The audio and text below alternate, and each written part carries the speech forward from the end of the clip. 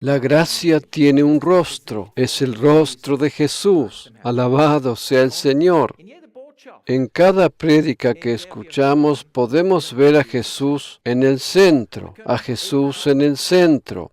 Podemos discernir entre gracia y ley. Podemos determinar dónde vemos la gracia de Dios. Podemos ver dónde vemos la ley. Por medio de ello podemos comprender dónde encontramos este antagonismo. Hoy queremos hacer eso. En el marco de nuestra serie denominada Guía Espiritual, queremos contemplar y comprender cómo podemos percibir la voz de Dios. Para ello utilizaremos un simbolismo de ley y gracia. Pero la declaración principal para este día es que yo deseo que tú aprendas a discernir cómo suena la voz de Dios, cuál es su sonido. Yo deseo que tú aprendas a discernir la voz de Dios, porque tú puedes escuchar la voz de Dios. Cada uno de nosotros puede escuchar la voz de Dios, y cada uno de nosotros puede escuchar al Señor, escuchar del Señor. En sí, se trata de la cuestión de ser más sensibles, de ser suficientemente sensibles y desarrollar sensibilidad. Por esa razón, debemos saber cómo es y suena la voz del Señor. Hace algunas semanas hemos comenzado con este versículo, Romanos 8, versículo 16, donde está escrito: el Espíritu mismo da testimonio a nuestro espíritu de que somos hijos de Dios. Tenemos un testimonio interior que nos dice que somos hijos de Dios. El Espíritu da testimonio junto con nuestro espíritu, ¿de acuerdo? Que somos hijos de Dios. ¿Cómo se siente o percibe este testimonio? ¿Cómo es este testimonio? ¿Cómo se percibe este testimonio interior? ¿Cómo puedo percibir este testimonio interior? En base a algunos puntos quiero ayudarte en esto. Hoy contemplaremos dos de ellos. Contemplaremos dos puntos respecto a cómo este testimonio interior se percibe. Pero si entendemos de qué manera se percibe este testimonio interior, entonces para nosotros es mucho más fácil escuchar al Señor y escuchar del Señor. ¿Qué es este testimonio interior? Vuelvo a aplicar este versículo una vez más, porque hace algunas semanas comenzamos esta serie con el mismo, ¿de acuerdo? El testimonio interior lo vemos en base a este versículo. Este testimonio es interior. Esto quiere decir que está en nosotros, ¿de acuerdo? Está en nosotros. Existen dos cosas que debemos comprender desde el principio. Bajo el antiguo pacto, bajo la ley, las personas eran guiadas por Dios de manera diferente a como son guiadas las personas bajo el nuevo pacto. Existe una marcada diferencia. Bajo el antiguo pacto eran guiados sobre todo exteriormente, eran guiados por las circunstancias, eran guiados por influencias externas. A veces también eran guiados de maneras espectaculares obradas por Dios. Esto es algo que tienes que comprender. En el Antiguo Testamento, el pueblo de Israel era guiado por medio de profetas, por medio de sacerdotes y por medio de reyes. De esa manera eran guiados. Esto quiere decir que Dios utilizaba estos tres ministerios para guiar al pueblo. A veces solía suceder que se manifestaban en ello acciones espectaculares. Por ejemplo, a veces se presentaban ángeles, o bien truenos y rayos, humo y fuego, terremotos. De esa manera hablaba Dios.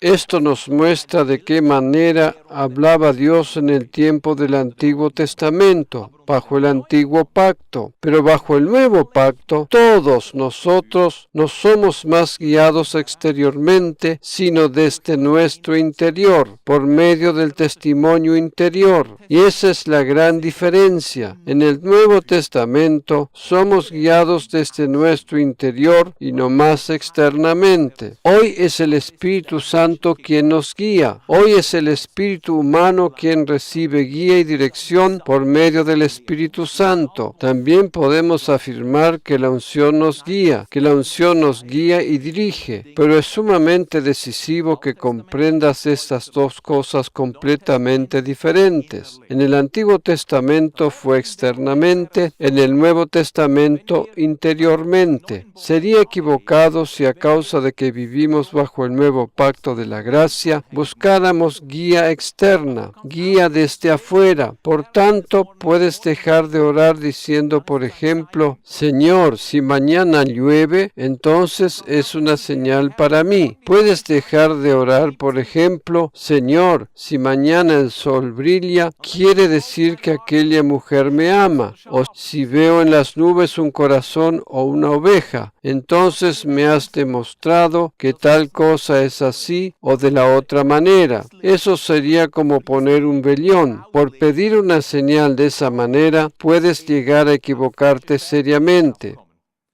Bajo el nuevo pacto nunca deberíamos ser guiados por señales. Señor, dame una señal. Tu señal es el testimonio interior. Esa es tu señal. El testimonio interior es más que suficiente y es suficiente para experimentar la guía de Dios. No busques lo espectacular, no sea que debido a ello te pierdas lo sobrenatural, porque muchas veces las personas se pierden lo sobrenatural porque dirigen sus miradas hacia lo espectacular. Porque lo sobrenatural bajo el nuevo pacto es muy diferente a lo que fue bajo el antiguo pacto. Debemos comprender de qué manera suave y delicada nos habla Dios.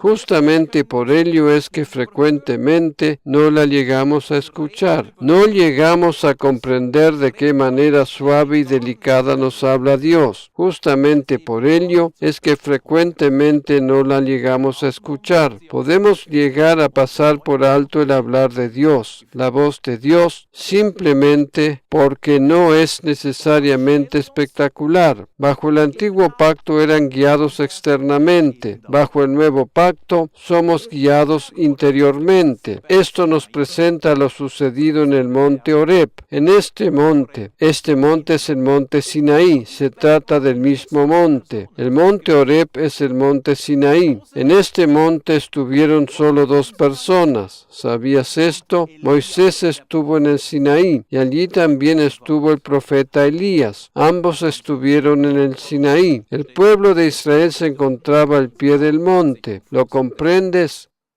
Ellos no estuvieron arriba, sino que acamparon al pie del monte, pero solamente dos personas estuvieron sobre el monte, sobre la montaña. Moisés estuvo 40 días sobre el monte Horeb o Sinaí. Elías tardó 40 días en llegar al monte Horeb y subió al monte.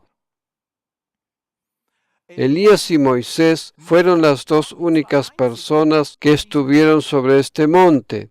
Y cuando escuchas nombrar al monte Sinaí, ¿en qué piensas automáticamente? Piensas automáticamente en los 10 mandamientos. Piensas automáticamente en los 10 mandamientos, ¿cierto? Piensas en la ley que le fue dada a Moisés. La ley consiste de 613 leyes, pero las primeras 10 son los 10 mandamientos principales, los 10 mandamientos básicos. Ellos son la esencia de la ley. En los 10 se refleja todo el resto de las leyes. Cuando oímos nombrar al monte Sinaí, entonces pensamos automáticamente que ese es el lugar donde Moisés recibió los 10 mandamientos. Eso es correcto y verdadero, pero también podemos pensar en otra cosa, en el hecho que Dios habló en este monte. Cuando pensamos en el monte Sinaí, entonces también pensamos en el hablar de Dios, porque Dios le habló a Moisés. Moisés recibió los mandamientos y las leyes, pero ¿qué hizo durante los 40 días? ¿Realmente fueron necesarios 40 días para escribir, por decirlo así, 10 frases?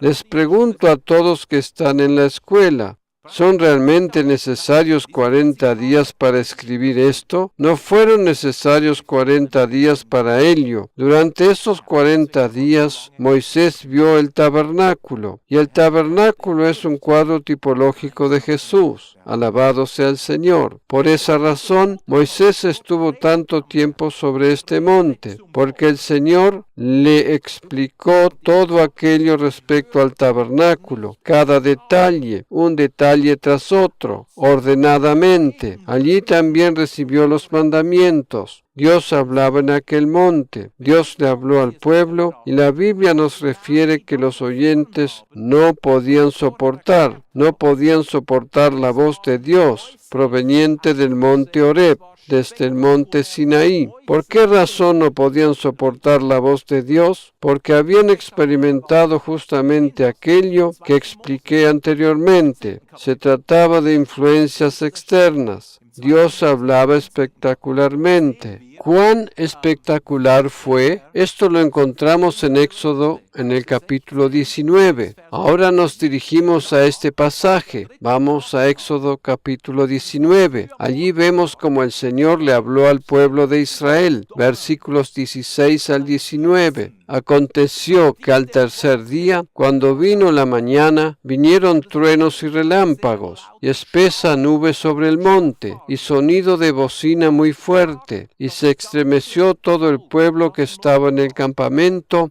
y Moisés sacó del campamento al pueblo para recibir a Dios, y se detuvieron al pie del monte. Todo el monte Sinaí humeaba, porque el Señor había descendido sobre él en fuego, y el humo subía como el humo de un horno, y todo el monte se estremecía en gran manera. Hubo un terremoto. Todo el monte se estremecía en gran manera.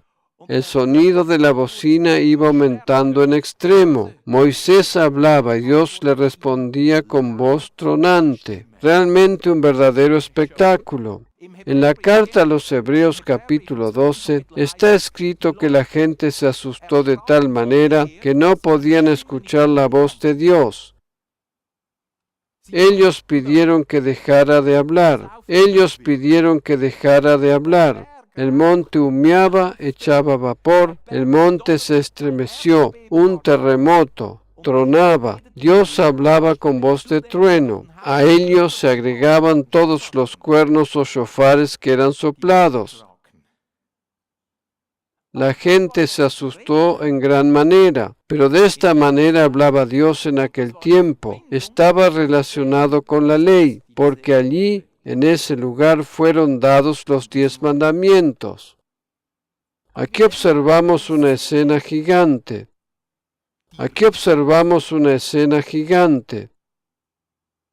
Quizás nosotros diríamos, qué lástima que no pudimos estar presentes. Alégrate que no estuviste presente, porque la atmósfera estaba llena de temor, porque yo quisiera decirte algo. Yo quiero decirte que ese era el molde de cómo Dios hablaba en el Antiguo Testamento. Lo hacía externamente. Sucedió alrededor de los israelitas. Indudablemente nadie pudo evitar oír la voz de Dios. Era visible, relámpagos. La Biblia incluso afirma que el monte Sinaí humeaba. ¿Sabías por qué razón humeaba? Los 10 mandamientos fueron grabados en piedras de zafiro. Las piedras de zafiro solamente pueden ser trabajadas a muy altas temperaturas. Por esa razón el Sinaí humeaba, era como un horno de fuego. Allí fueron trabajadas esas piedras y debido a ello se produjo gran humo. En cuanto a Moisés y las piedras, nos imaginamos que Moisés bajó del monte con 2 piedras en sus manos, ¿de acuerdo? Por ejemplo, en una mano tenía los 5 primeros mandamientos y en la otra los otros 5 mandamientos. Pero realmente yo no lo veo de esa manera. Yo creo que Moisés tenía en una mano una piedra con los 10 mandamientos y en la otra mano traía otra piedra similar con los 10 mandamientos. No vino con 5 en una mano y los otros 5 en la otra. El resultado sería 10. ¿Por qué razón? Porque el pacto de Dios con Moisés fue un pacto bilateral. Esta palabra la sueles oír actualmente en las noticias cuando se trata de pactos entre países, de pactos en la Comunidad Europea. ¿Qué significa ello? Bilateral significa perteneciente o relativo a los 2 lados. Cada parte tiene derechos, pero también obligaciones. Esa es la característica de un pacto bilateral. Por tanto, tengamos en cuenta que el concepto básico de la ley de Moisés es: serás bendecido si tú cumples. Si tú eres obediente, serás bendecido. Bilateral, derechos y obligaciones. También los 10 mandamientos nos demuestran ello. Los 10 mandamientos consisten de mandamientos y prohibiciones. Bilateral. Esto quiere decir un pacto bilateral. El ser humano tiene que cumplir con sus obligaciones. Cada persona que establece un contrato es algo que se hace actualmente en el mundo comercial, en la política. De cada contrato se hacen al menos 2 ejemplares. 2 ejemplares porque se trata al menos de 2 partes que se comprometen con este contrato. Por esa razón, cuando Moisés bajó del monte con las tablas azules de zafiro, no se trataba de cualquier tipo de piedras. Se trataba de 2 tablas de zafiro azul. Cuando bajó del monte con estas tablas de zafiro, una de ellas era un ejemplar para Dios y otro para el ser humano. Esto quiere decir que Moisés tenía en sí 2 tablas, las que representaban los 2 aspectos, los derechos y las obligaciones. El ser humano tenía que saber de qué tipo de pacto se trató. Tenía que saber que se trataba de un pacto bilateral. Por tanto, descendió del monte. Uno de los ejemplares era para Dios y el otro era para el ser humano. Una piedra era para Dios y la otra era para el ser humano. El nuevo pacto en Jesucristo, cuando Jesús murió en la cruz, cuando luego ascendió al cielo, ingresó en el lugar santísimo presentando su sangre. Cuando presentó su sangre en el tabernáculo celestial, alabado sea el Señor, no se trató de un pacto bilateral. Este es un pacto unilateral. Y eso significa que nadie te preguntó nada para que pudieras aportar algo y de esa manera poder participar del mismo. Tú fuiste simplemente incluido en el nuevo pacto. Este pacto es tan unilateral que Dios estableció este pacto consigo mismo, el Padre y el Hijo. ¡Aleluya! Y nosotros hoy somos los favorecidos de este pacto. Dios no te preguntó si le permitirías hacer un pacto contigo, porque seguramente hubieras dado la respuesta equivocada. Quizás hubieses dicho: mejor sigamos con la ley. Dios Padre no nos preguntó a nosotros, más bien le preguntó a Jesús. ¡Aleluya! Jesús fue a la cruz y estableció este pacto unilateral. Eso quiere decir que el nuevo pacto es un pacto unilateral. Dios estableció el nuevo pacto consigo mismo. ¡Aleluya! Tú y yo somos los favorecidos. Tú y yo disfrutamos del nuevo pacto. Lo único que podemos llegar a hacer es asombrarnos. ¡Guay! Para Dios es suficiente que tú simplemente aceptes ese pacto. Amén. Tu aceptación es simplemente creer, es tu fe. ¿Cuál es lo único que nosotros podemos aportar a este nuevo pacto? Es creer que Dios no te preguntó a ti, creer que Dios no te incluyó en el establecimiento del pacto. Justamente por el hecho que no te incluyó, el nuevo pacto resultó muchísimo mejor, y por ello lo único que Dios puede hacer es bendecirte, porque si hubiese sido incluido, entonces habrías elegido equivocadamente. El Señor es quien eligió. Jesús eligió, escogió. Muchas veces se oye decir a personas lo siguiente: yo encontré a Dios, yo encontré a Jesús. El Señor no estaba perdido, el que estaba perdido eras tú, ¿cierto? El Señor te encontró a ti. Jesús no dijo, vosotros me habéis encontrado a mí, sino dijo, yo os elegí a vosotros. Jesús y el Padre decidieron que tú y yo fuéramos introducidos, incluidos en este nuevo pacto unilateral, porque tú estabas perdido, no lo estaba Jesús. Nosotros estábamos perdidos. Jesús escogió, aleluya, Él nos escogió, Él se decidió por nosotros, estableció este pacto sin nuestra colaboración.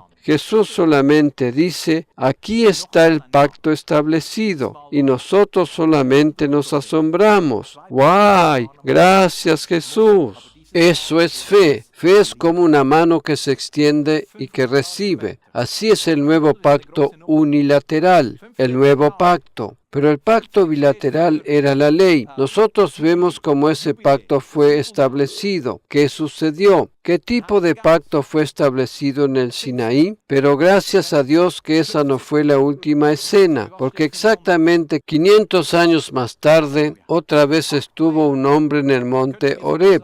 Otra vez un hombre. Esta vez fue otro profeta. 2 profetas estuvieron en el monte Horeb. La primera vez fue Moisés, pero la segunda fue Elías, 500 años más tarde. El número 500 es un gran número. El número 5 representa la gracia. El número 50 representa el jubileo, el año de jubileo. El Espíritu Santo, Pentecostés, ¿de acuerdo? 50. ¿Qué crees que representa el número 500? ¡Aleluya! Actualmente podríamos decir que el número 500 significa reformación, ¿cierto? 500, porque cada 500 años sucede algo grandioso. Hace 500 años sucedió algo grandioso. Actualmente, en nuestro tiempo existe un gran movimiento que está alcanzando paso a paso toda la tierra. Se trata de la expansión del mensaje de la gracia. Gracia, aleluya. Muchas personas son alcanzadas. No sucede por medio de ministerios itinerantes.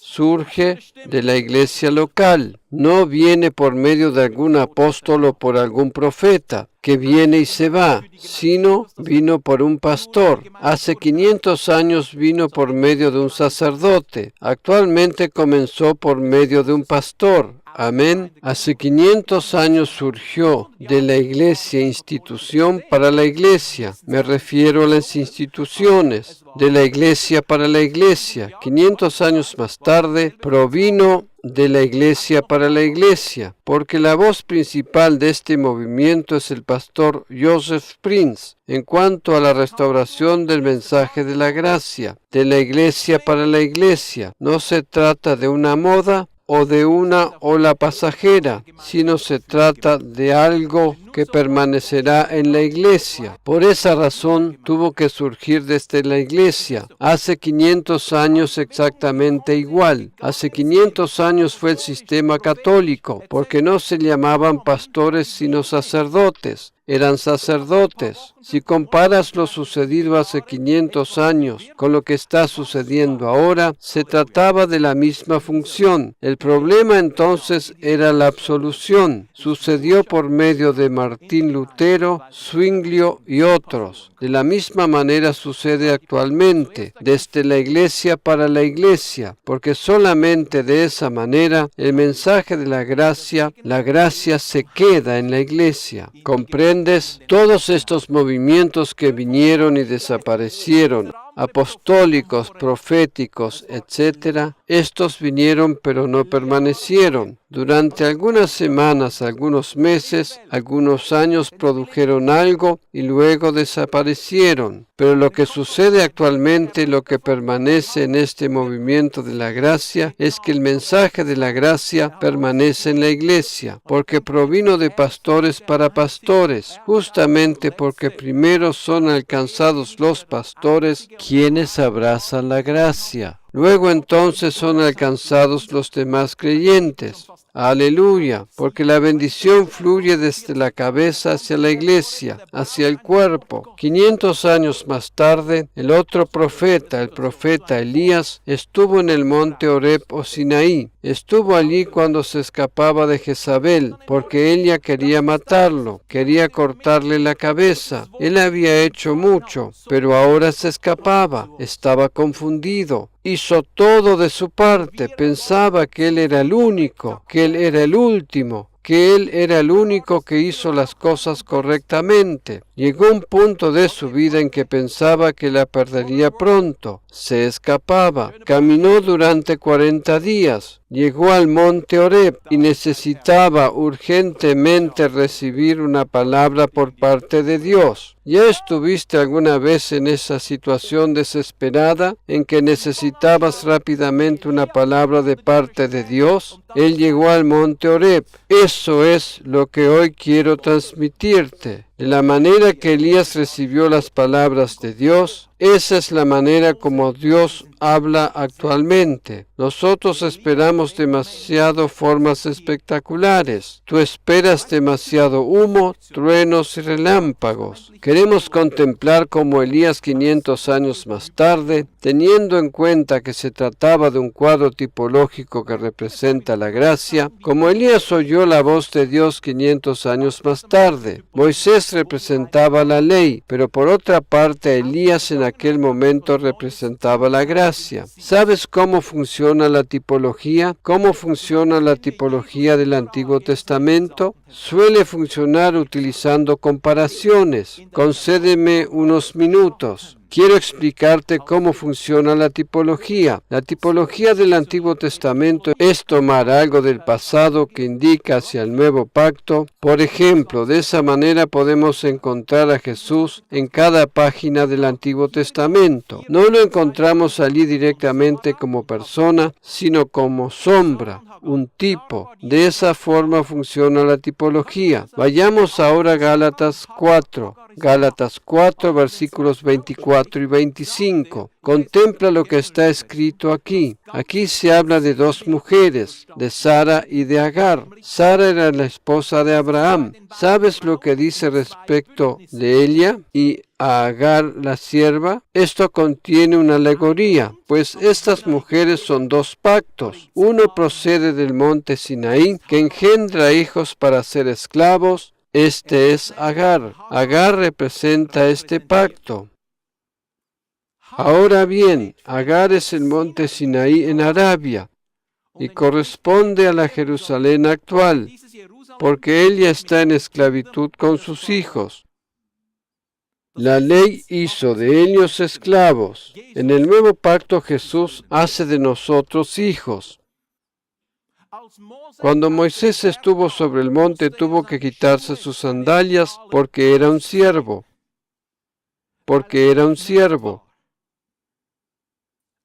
Pero en el Nuevo Testamento también se le colocaban sandalias nuevas a los hijos perdidos.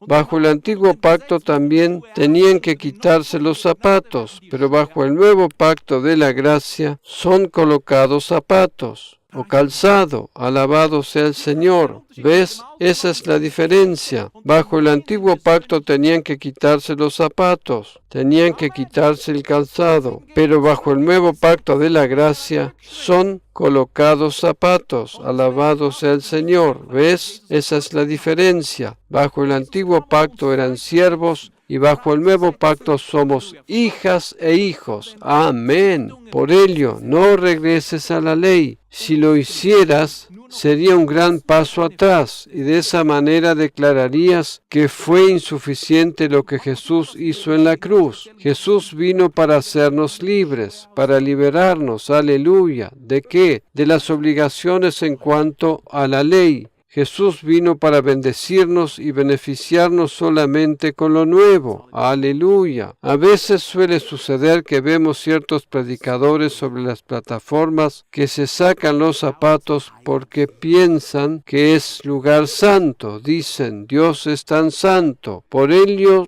todos tenemos que sacarnos los zapatos, pero la verdad es que Dios es tan santo que te considera santo también a ti y te ha colocado el calzado del nuevo pacto. ¡Aleluya! En el antiguo pacto estaban frente al Dios santo, estaban temerosos delante de Él y por ello se quitaban el calzado. Dios había dicho, es lugar santo sobre el que estáis parados. Pero ahora actualmente hemos sido santificados y somos su posesión santa. Hoy Dios no nos quita el calzado, sino que nos coloca un calzado nuevo. Aleluya. Buena predicación, Pastor Erich. Medita, medita. ¿Ves? Aquí se trata de la comparación entre la ley y la gracia. Las tradiciones nos han formateado y por ello necesitamos al menos un momento hasta que lo comprendemos.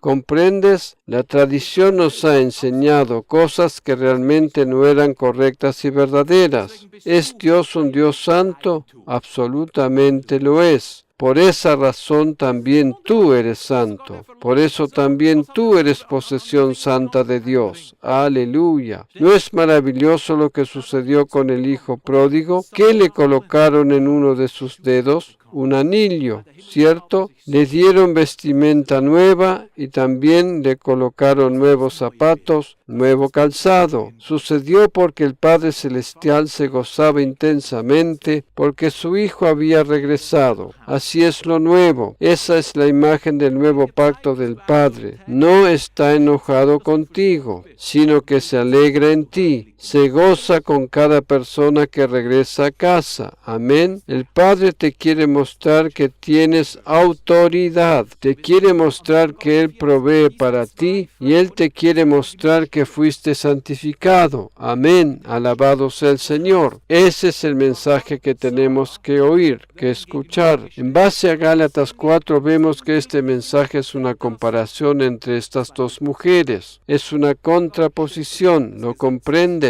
Es una comparación. Esto quiere decir que Agar y Sara son comparadas. ¿Qué vemos allí? Vemos que simbólicamente estas dos mujeres representaban dos pactos. Agar representa el pacto de la ley de Moisés. Tú dices, ¿por qué razón Agar? ¿Por qué Agar? ¿Por qué Egipto? Porque cuando Abraham en su camino se decidió a pasar por Egipto, un camino que no debiera haber andado, justamente por ello al pasar por allí llevó consigo a la sierva, la cual era Agar, pero Sara era su esposa. ¿Ves? Hermano, tú también tienes una sola esposa, y eso es bueno. Sara era la esposa. Y por medio de Sara vino la bendición. Sara representa la gracia, representa el nuevo pacto. En tu Biblia hay dos pactos principales, el pacto de la ley y el pacto de la gracia. Antiguo y Nuevo Testamento, simplemente expresado. Hay algunos pactos más, pero estos son los principales, los dos pactos principales, Moisés y Jesús. La ley fue dada por Moisés, pero la gracia vino por medio de Jesucristo. Por ello vemos aquí que se nos enseña algo simbólicamente. Se nos enseñan dos pactos, dos mujeres, dos pactos, Abraham y Sara, hombre y mujer.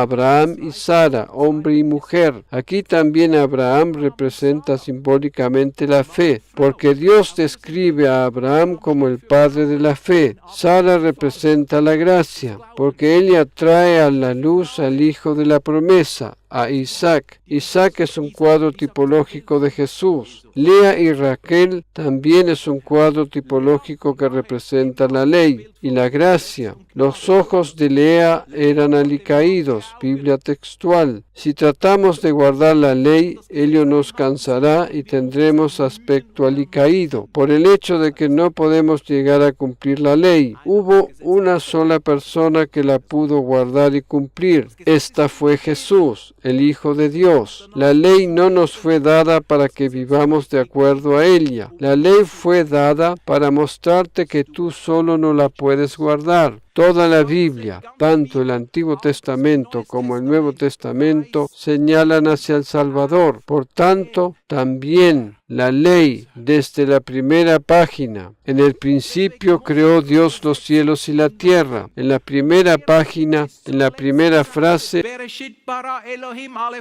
en el principio creó Dios los cielos y la tierra. Aparece incluida Aleph Taf. Esta es la asignatura de Jesús.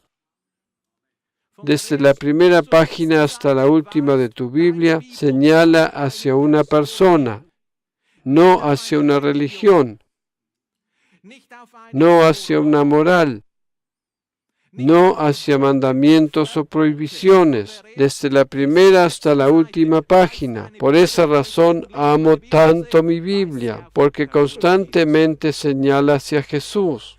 Justamente de esa forma deberíamos leerla. Justamente por ello también la ley misma señala hacia Jesús. ¿Comprendes? La ley nunca nos fue dada para vivir de acuerdo a ella. La ley fue dada para que tú puedas comprender que no puedes lograrlo por ti solo. Yo necesito un Salvador. Yo no logro cumplir la ley. Ayúdame, Jesús. Ayúdame, Señor, ayúdame. Yo necesito a Jesús. La ley existe para señalarte hacia Jesús. La ley existe para señalarte hacia Jesús. Vuelvo a lo que estaba diciendo.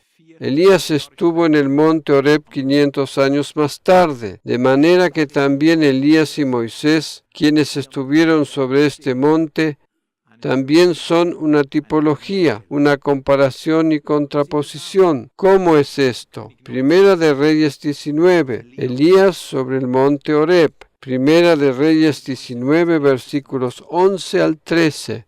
Biblia de las Américas. Entonces él dijo, sal y ponte en el monte delante del Señor. Y he aquí que el Señor pasaba. Elías estaba escondido en el Horeb.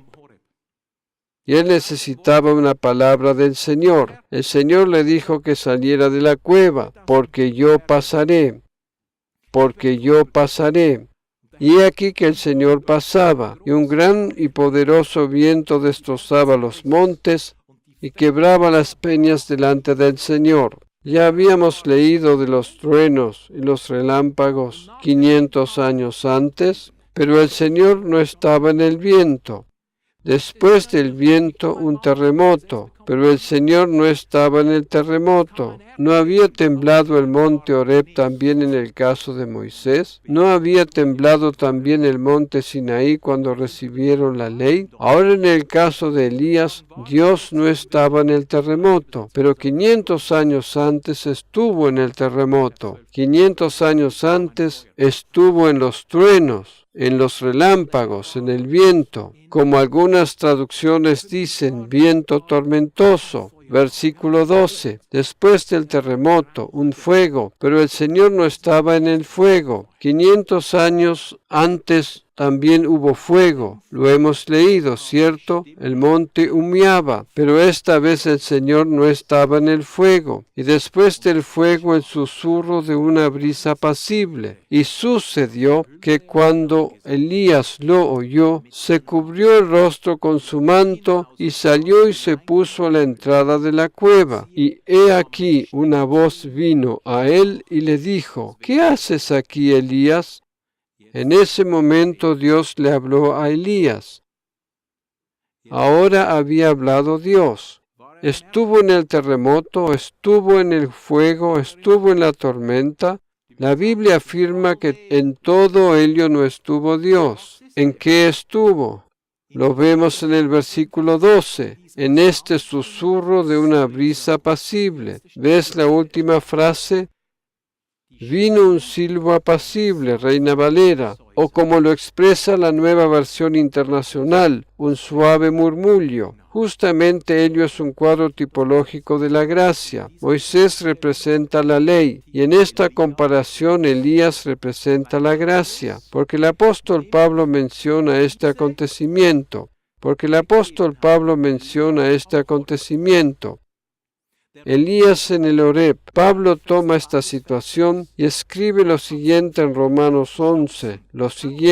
Romanos 11, versículos 2 al 6. Digo pues, ¿ha desechado Dios a su pueblo? En ninguna manera. Pero también yo soy israelita. Pablo escribe aquí porque esta es la carta a los romanos, de la descendencia de Abraham, de la tribu de Benjamín. No ha desechado Dios a su pueblo, al cual desde antes conoció. ¿O no sabéis qué dice de Elías la Escritura? ¿Cómo invoca a Dios contra Israel? Diciendo, Señor, a tus profetas han dado muerte, y tus altares han derribado, y solo yo he quedado, y procuran matarme. Se trata de la situación relatada en Primera de Reyes, capítulos 18 y 19. Es la situación en que Elías huyó de Jezabel. Pero, ¿qué le dice la divina respuesta? No habíamos llegado a leerlo, pero cuando vino este silbo suave y apacible, o ese murmullo, el Señor le habló y le dijo, me he reservado 7,000 hombres que no han doblado la rodilla delante de Baal. Imagínate, Elías se encuentra en esta situación. Él huyó, se escapó, estaba frustrado. Él había hecho lo mejor de su parte y pensaba que él era el único profeta en el país. Pensaba que no había ni siquiera uno más. Eso era lo que pensaba. Él estaba sumamente frustrado y llegó al monte Horeb.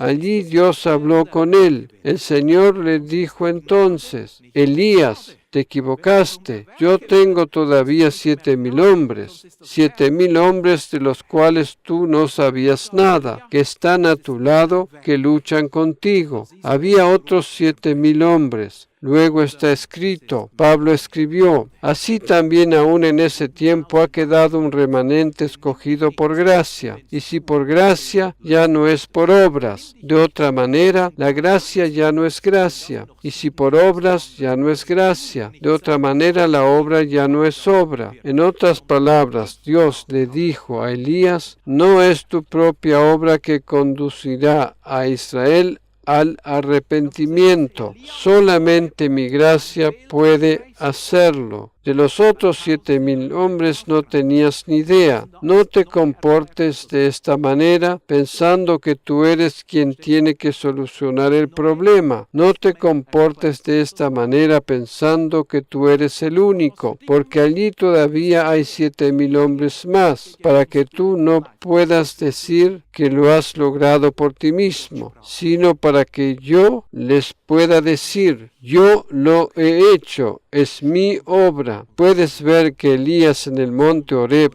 es un cuadro tipológico de la gracia, porque Pablo cita este pasaje en Romanos 11. ¿Ves? Lo nuevo nos explica lo antiguo, ¿comprendes? El Nuevo Testamento nos explica el antiguo. Lo que es sumamente importante para ti y para mí en esta serie de enseñanzas, en esta serie se trata de la guía espiritual. Lo importante aquí para nosotros es la manera como Dios habló, no externamente por medio de terremotos, por medio de tormentas, por medio de fuego, sino por medio de un susurro apacible. En Primera de Pedro, el apóstol Pablo lo menciona, capítulo 3, versículo 4. Lo denomina, sino el del corazón, es decir, la persona interior, con el adorno imperecedero de un espíritu afable y apacible. Biblia textual. Pedro se refiere a la persona interior, con el adorno imperecedero de un espíritu afable y apacible, el cual es muy precioso delante de Dios. ¿De qué manera nos habla Dios hoy a nosotros bajo el nuevo pacto de la gracia? Nos habla con una voz suave y apacible, porque este testimonio está en nosotros. Dios nos guía por medio del testimonio interior.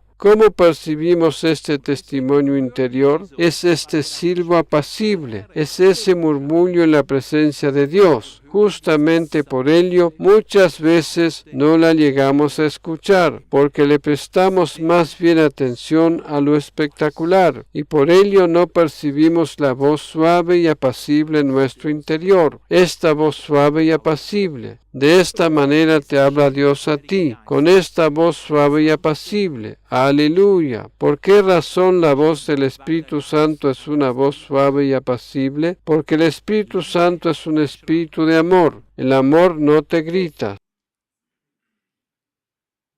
¿cierto? El amor no te grita. ¿Por qué razón podemos estar tan seguros que esta voz es tan suave y apacible? ¿Por qué razón la voz del Espíritu Santo que habla a nuestros corazones, esto es a nuestro espíritu, es tan suave y delicada? Porque el amor nunca te gritaría. El diablo es quien te grita diciéndote, tú no lo lograrás, te hundirás, te hundirás. Pero la voz suave y delicada en ti te dice, todo estará en orden. Experimentarás la victoria, confía, todo estará en orden. Confía, todo estará en orden. El diablo te grita, pero la suave voz en tu interior te otorga seguridad, certeza en tu interior, certeza en tu interior. La voz suave y delicada del Espíritu susurra en tu interior, en tu corazón. No te grita, no te alza la voz. Te susurra suaves palabras. Te dice, te amo. Confía en mí. Yo te amo, simplemente cree, entra en mi reposo, confía. Entra en mi reposo. No dejaré de amarte. Aleluya. No más con fuego, no más con terremoto, no más con tormenta, sino con voz suave y apacible. Amén. Así es nuestro Dios. Alabado sea el Señor. Y si por alguna razón necesitarías escuchar su voz en un tono más alto, ya encontrará un camino para hacerlo.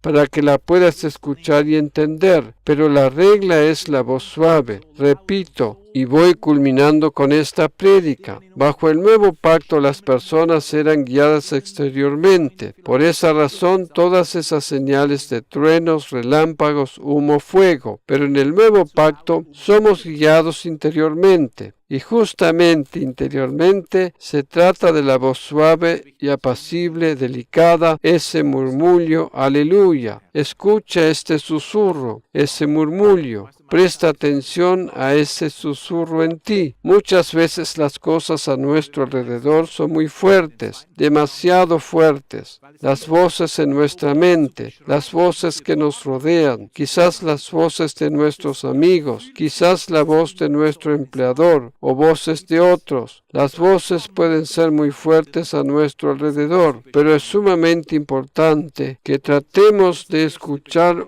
una y otra vez esa voz suave y delicada en nuestro interior. Amén. El tiempo ha pasado rápido y no llego al segundo punto que les he prometido, pero la próxima vez consideraremos el siguiente, porque para describir esa percepción en nuestro interior, para explicar cómo se percibe y se siente, existen algunas posibilidades para describirlo. Lo que tratamos hoy es la primera descripción, esta voz suave, delicada, este susurro. Esa es la primera descripción. Eso es suficiente por hoy. Ocúpate con esta verdad. Ser como Cristo. Tenemos la mente de Cristo. Por ejemplo, sé como Cristo. Tenemos la mente de Cristo. Por ejemplo, susúrrale hoy a tu esposa al oído. Tesoro, te amo. Esto no te lo tengo que demostrar, ¿cierto? No le grites a tu esposa al oído. Seamos imitadores de Cristo. Amén. Compartamos el amor de Dios. Compártelo con tu cónyuge, con tus hijos, con otros. Alabado sea el Señor. Prestemos cada vez más atención al susurro interior, a la voz suave y delicada de Dios. Es sumamente importante comprender esto. Solamente saber esto sería suficiente. De eso se trata. Sería suficiente si comprendemos cómo Dios nos habla. Amén. Alabado sea el Señor. Oremos brevemente. Padre, te agradecemos tanto porque tu palabra es la verdad